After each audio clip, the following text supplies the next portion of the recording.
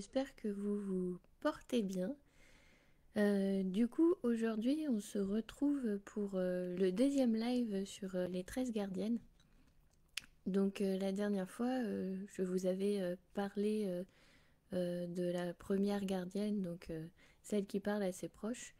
Et aujourd'hui, ça sera sur la deuxième, donc celle du mois de février, c'est la gardienne de la sagesse. Donc, sa couleur est le gris, donc c'est pour ça qu'aujourd'hui, je me suis habillée en gris. Pour un petit peu aussi l'honorer. En fait, c'est ce qu'on fait à chaque fois qu'on se réunit dans ces cercles de parole.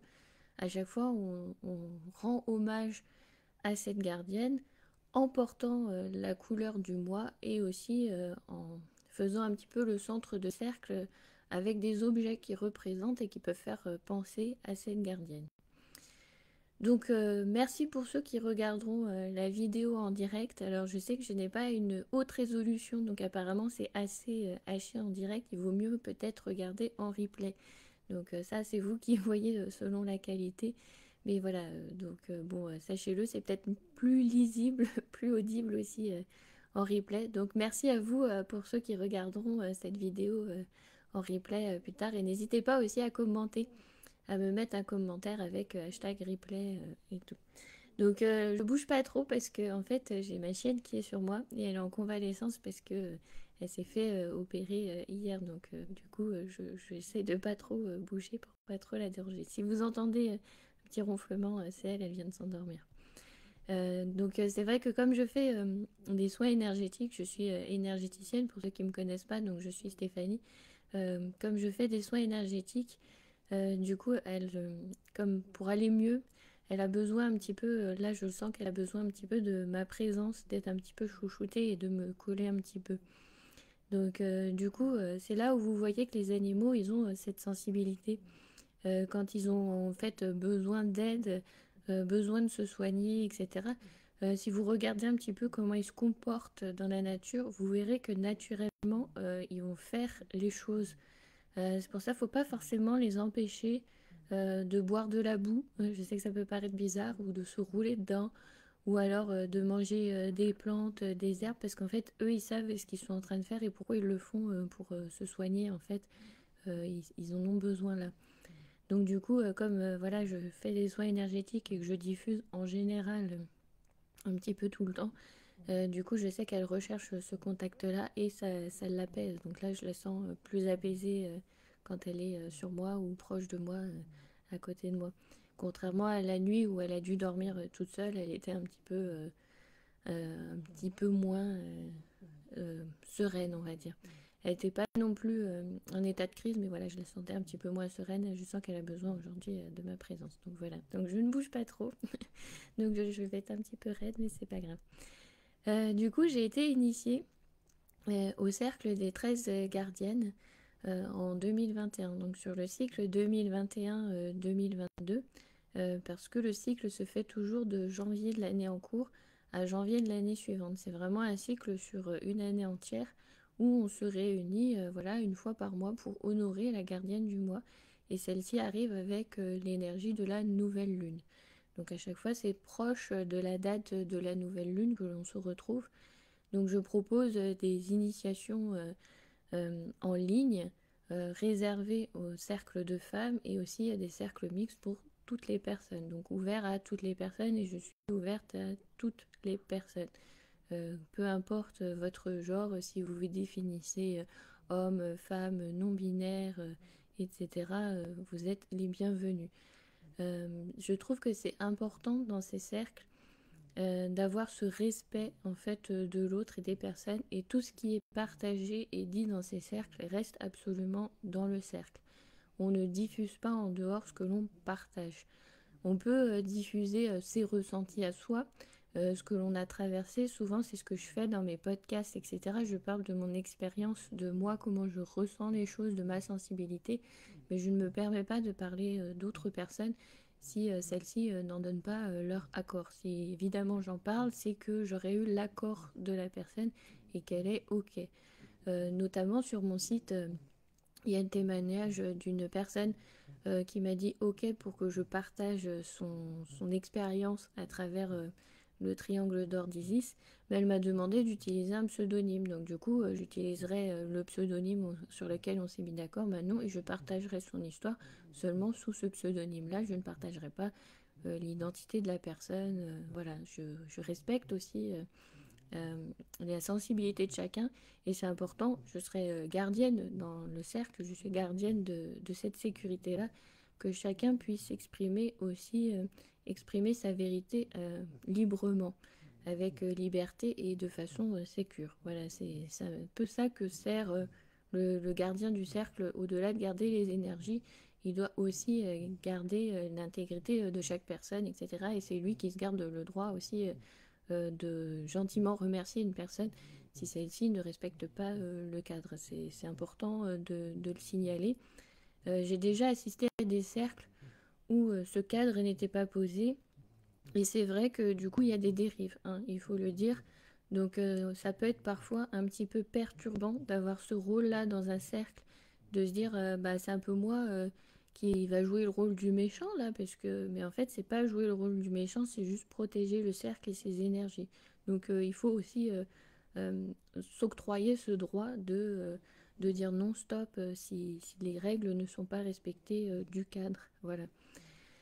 Donc, du coup, à chaque fois, chaque gardienne, quand on traverse le mois, elle a toujours des totems associés. Donc oui, je peux parler de totems parce que cet enseignement est issu des peuples natifs d'Amérique du Nord. Donc eux, ils utilisaient effectivement le mot totem. Si vous, vous pratiquez en tant qu'Européen, c'est vrai on parlera plus d'animaux alliés, d'animaux de clan, de minéraux alliés, de végétaux alliés, plus que de totems, parce que c'est vraiment, c'est le terme vraiment spécifique à ce peuple natif. Donc à chaque fois, elle a des totems, donc minéraux, végétaux et animaux. Et la gardienne de ce mois-ci, donc c'est la gardienne de la sagesse, justement, elle nous parle, elle est un petit peu, elle est l'archiviste de tous les souvenirs. Donc elle est la gardienne des mémoires, des pierres. Donc du coup, ce mois-ci, si vous souhaitez vous connecter à son énergie, c'est bien de le faire à travers les minéraux.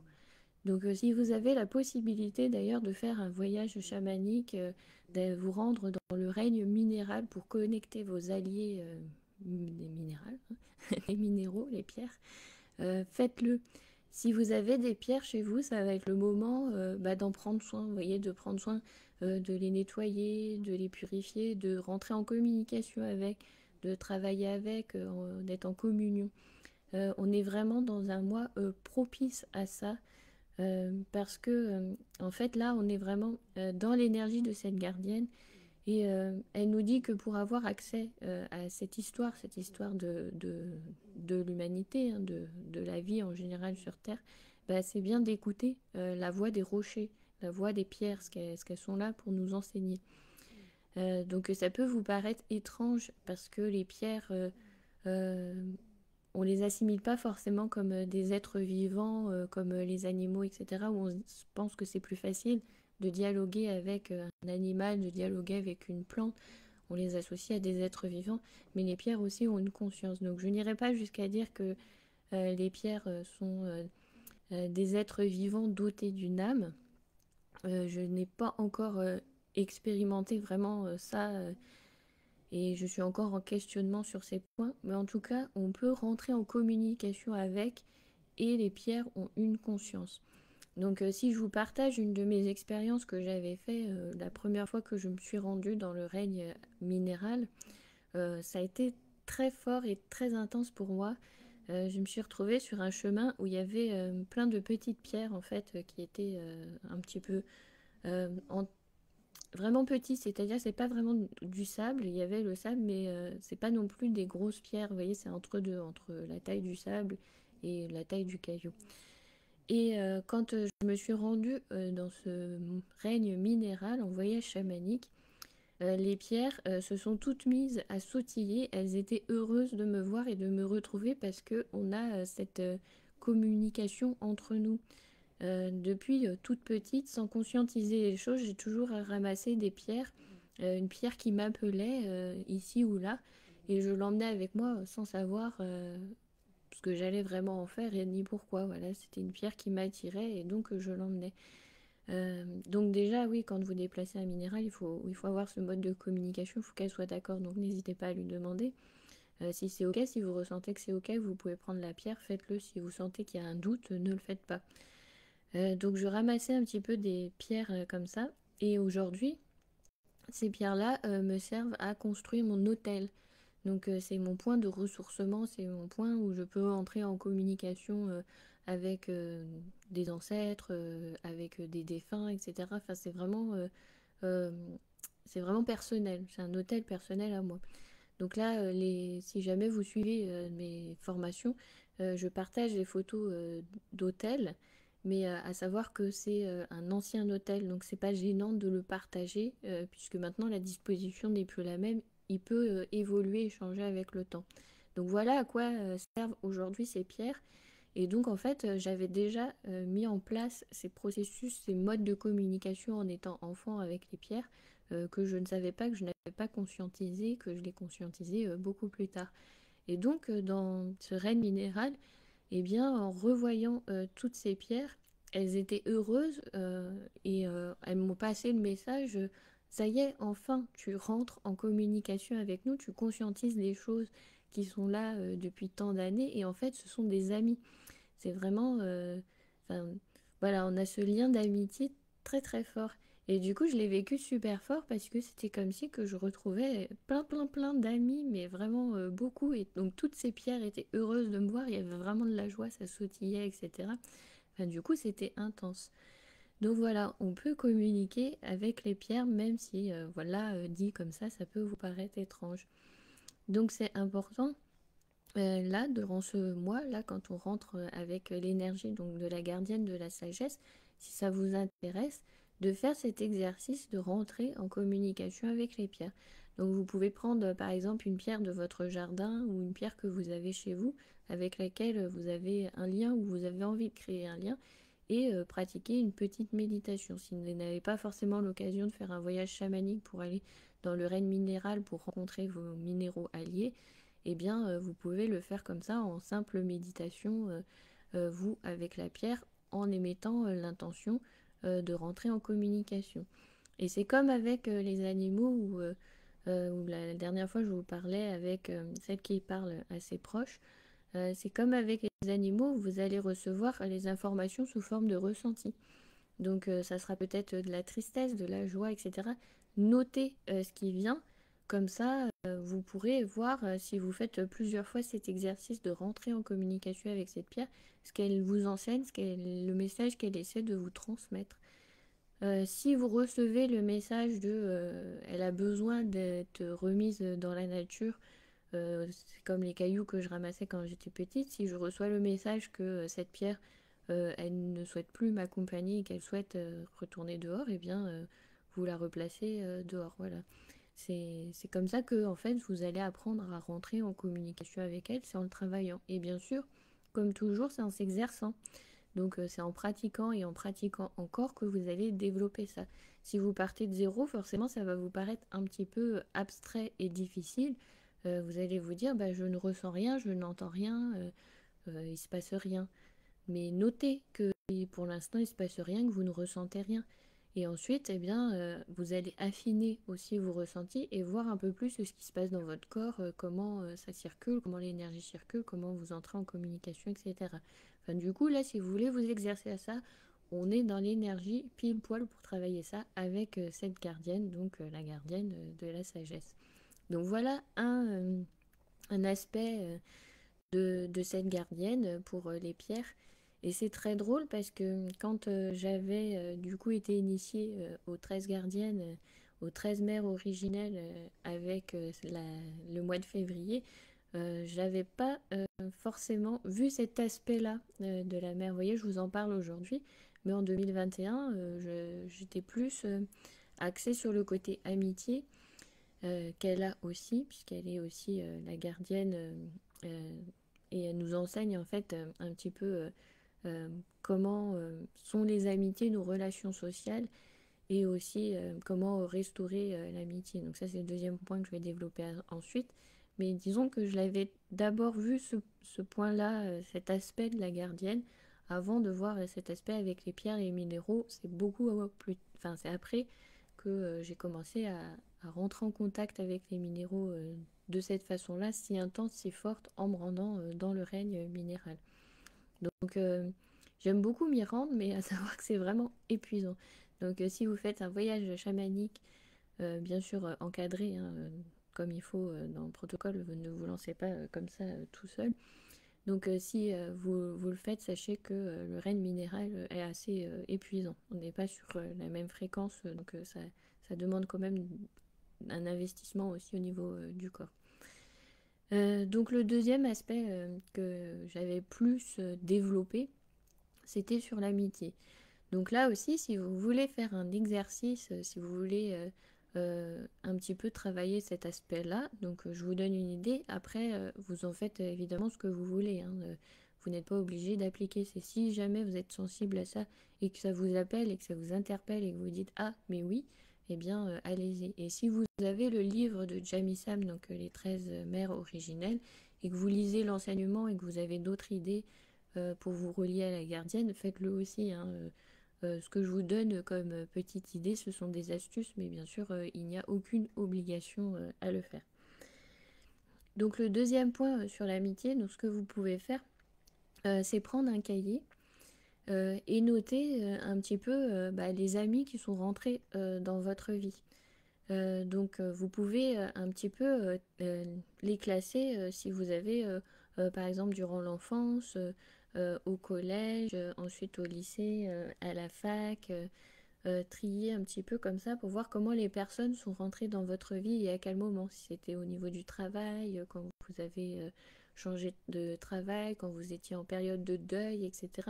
Notez un petit peu comment les personnes que vous considérez amies et comment elles sont rentrées dans votre vie, à peu près, hein, les périodes, si vous n'avez pas tout à fait la date, à peu près la période et comment vous avez rencontré cette personne, si vous vous en souvenez.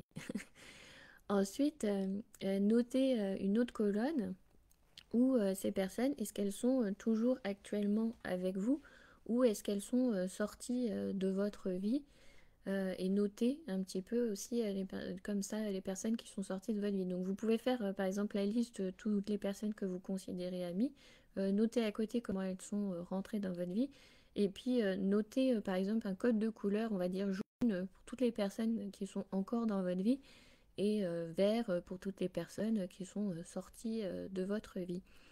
Et ensuite, un petit peu interroger intérieurement, vous, si les personnes qui sont toujours dans votre vie, si c'est vraiment OK.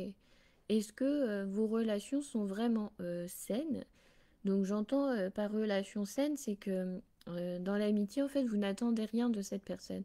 Cette personne, elle n'est pas là pour vous mettre en avant, vous mettre en valeur, vous glorifier, vous voyez. Et inversement, vous n'êtes pas là pour la glorifier, etc. Ça, c'est plutôt des liens, d'ailleurs, qui vont même être un petit peu toxiques, surtout notamment avec les personnalités toxiques où eux, ils n'ont pas de sentiments et ils ont besoin de cette valorisation de l'autre. Donc, essayez de voir un petit peu si c'est OK dans ces relations, si c'est sain et si vous pouvez vraiment être vous-même avec cette personne. C'est comme ça en fait qu'on sait qu'on est vraiment avec des amis, c'est quand on peut être 100% soi et que l'autre nous accepte dans son intégralité et inversement. Vous acceptez l'autre aussi dans son intégralité avec ses bons et mauvais côtés, ses qualités, ses défauts, avec tout le panel et tout est ok et la personne sait qu'elle peut se confier à vous, même si elle confie des choses qui peuvent être parfois intimes, difficiles, etc. C'est à ce moment-là que vous savez que les relations en fait sont saines, c'est quand vous êtes libre de vous exprimer et que l'autre aussi. Donc regardez un petit peu si c'est ok dans vos relations qui sont toujours là.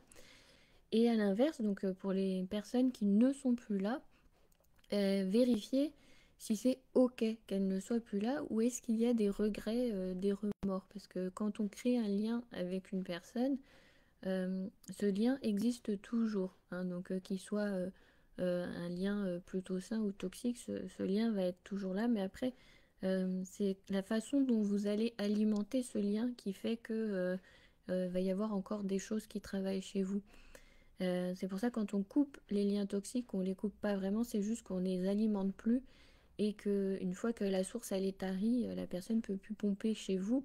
Mais en fait, ce lien, comme vous avez connu la personne, elle a fait partie de votre vie, elle a fait partie de vous, elle fait partie de votre parcours. Voilà, c'est un peu comme ça. Donc, on n'alimente plus euh, tout, euh, tout ce côté-là. L'autre ne pompe plus, l'autre ne prend plus, mais il y a quand même eu cette connexion.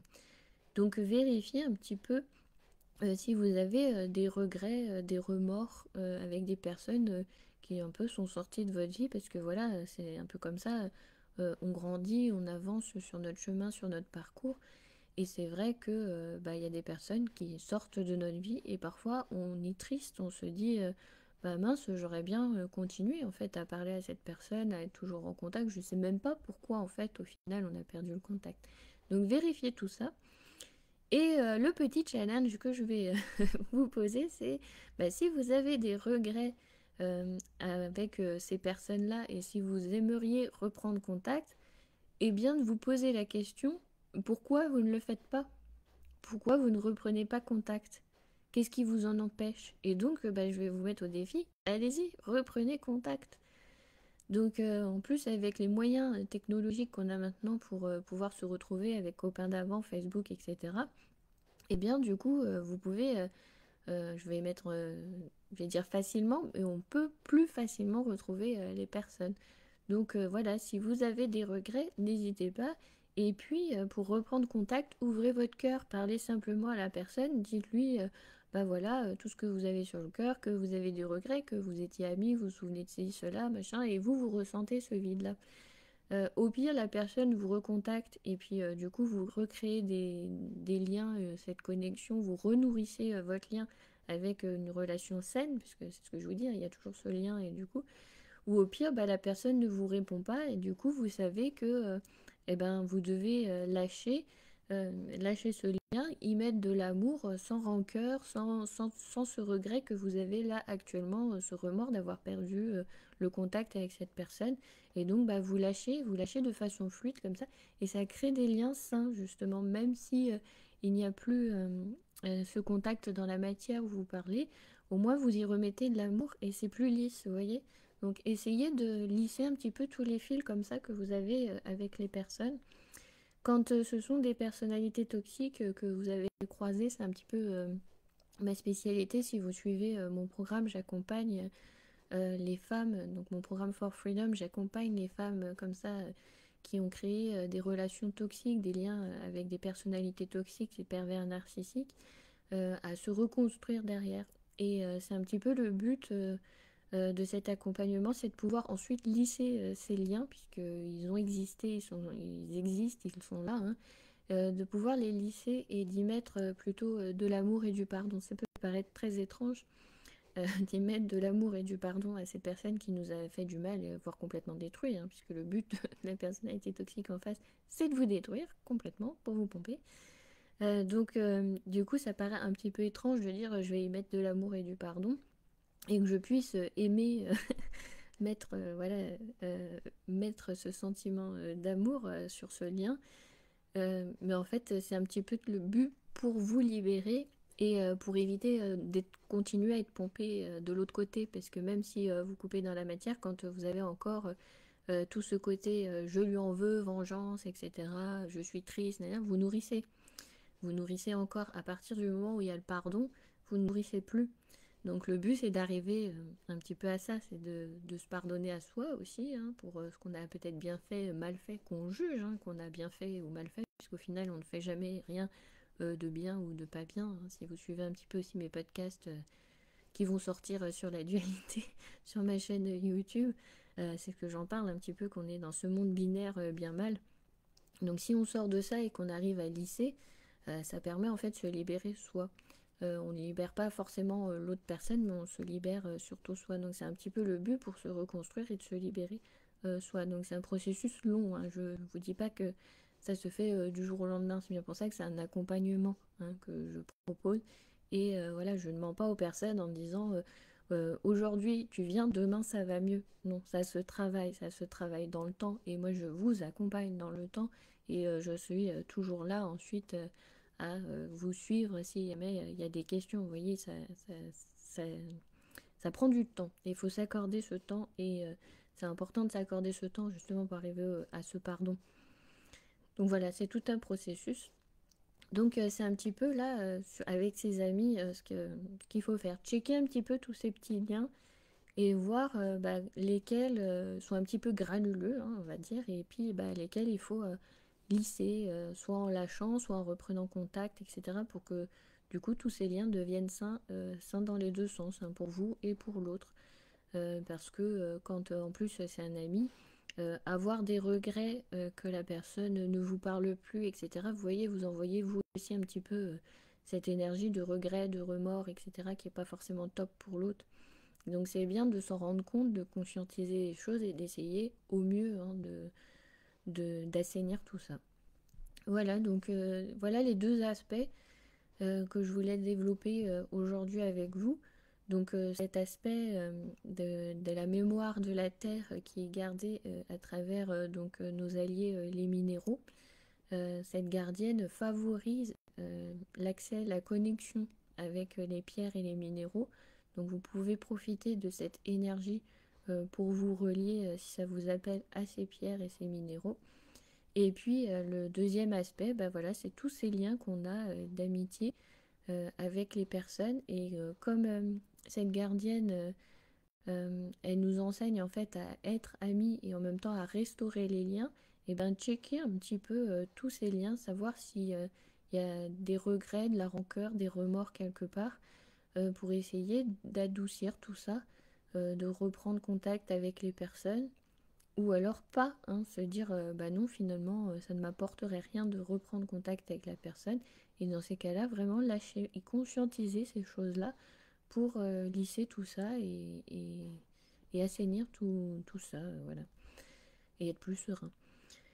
Quand en plus vous allez un petit peu checker comme ça les amis, sachez que quand vous perdez des amis, ça peut être triste, etc.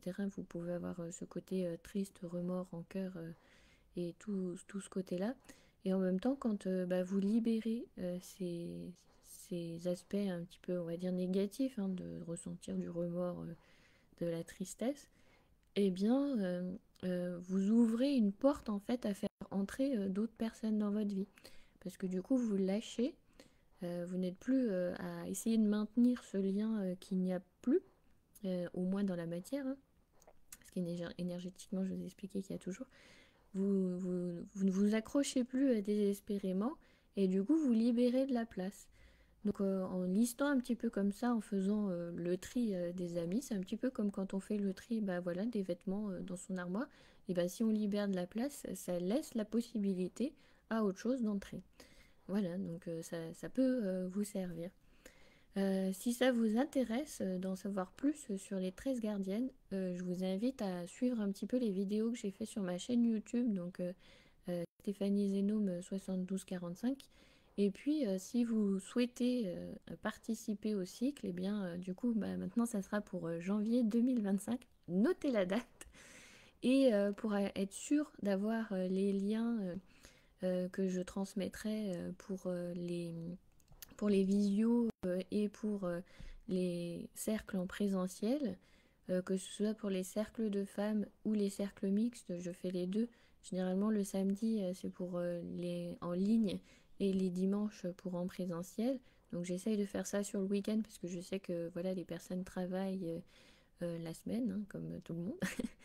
Et du coup, c'est plus facile de se libérer un samedi dans le mois, donc c'est sur une demi-journée, ou un dimanche dans le mois, donc là c'est sur la journée complète. C'est plus facile que en semaine, hein, forcément. Donc j'essaie de poser ces dates-là sur le week-end. Donc si vous ne voulez pas rater le prochain cycle, inscrivez-vous à ma newsletter là tout de suite maintenant.